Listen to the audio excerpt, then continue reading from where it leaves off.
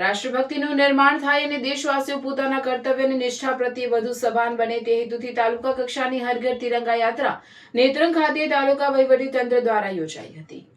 આ તકે ધારાસભ્ય રીતેશ વસાવા, નેત્રંગ મામલતદાર કેબી ગડિયા, તાલુકા પંચાયત પ્રમુખ મગન વસાવા, ઉપપ્રમુખ નયનાબેન પ્રજાપતિ, તાલુકા વિકાસ અધિકારી હરીશ પટેલ સહિતના મહાનુભાવોએ રાષ્ટ્રધ્વજ લહેરાવી શ્રીમતી MM ભક્ત હાઈસ્કૂલ ખાતેથી તિરંગા યાત્રાને રાષ્ટ્રીય ગૌરવ સાથે પ્રસ્થાન કરાવ્યું હતું। નેત્રંગવાસીઓએ અદ્ભુત જોશ અને અનેરા ઉત્સાહ થકી રાષ્ટ્રની એકતા અને અખંડિતતાની અતૂટ ભાવના વ્યક્ત કરી હતી।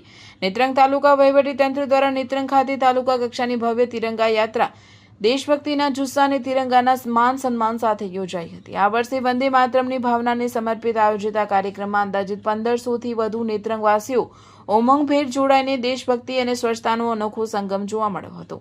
યાત્રા દરમિયાન માધવ વિદ્યાપીઠના બાળકો ઢોલ અને ત્રાંસા સાથે ખાસ આકર્ષણનું કેન્દ્ર બન્યા। દેશભક્તિના ગીતો અને ભારત માતાના જયઘોષ સાથે યાત્રામાં જોડાયેલા લોકોમાં ભારે ઉત્સાહ જોવા મળ્યો હતો। આ યાત્રા શ્રીમતી MM ભક્ત હાઈસ્કૂલથી પ્રસ્થાન કરી નેત્રંગ 4 રસ્તા અને પરત મામલતદાર કચેરી નેત્રંગ ખાતે સંપન્ન થઈ હતી। આ તિરંગા યાત્રામાં સરકારી વિજ્ઞાન અને વાણિજ્ય કોલેજ નેત્રંગ, શ્રીમતી MM ભક્ત હાઈસ્કૂલના અને આદર્શ નિવાસી શ્રી શાંતિપની વિદ્યાલય નેત્રંગના વિદ્યાર્થીઓ અને સ્ટાફ, GRD જવાનો, પોલીસ જવાનો સહિત મોટી સંખ્યામાં લોકો સ્વયંભૂ રીતે આ તિરંગા યાત્રામાં જોડાયા હતા।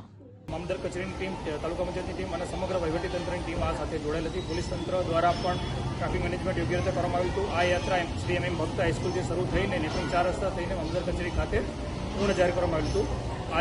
આજના દિવસે વિભાજન વિષયક દિવસ નિમિત્તે 1947માં આપણો દેશ આઝાદ થયો અને જે વિભાજન થયું એ અન્વય પુણ્ય આત્માઓના સ્મરણાર્થે આજે 2 મિનિટનું શાંતિ મૌન રાખવામાં આવ્યું હતું અને આ યાત્રા અહીંયા સંપૂર્ણ રીતે સુખરૂપ પૂર્ણ કરવામાં આવ્યું છે। તાલુકા વહીવટીતંત્ર દ્વારા આ યાત્રામાં ભાગીદાર થયેલ તમામ વ્યક્તિઓનો આભાર વ્યક્ત કરીએ છીએ। આભાર।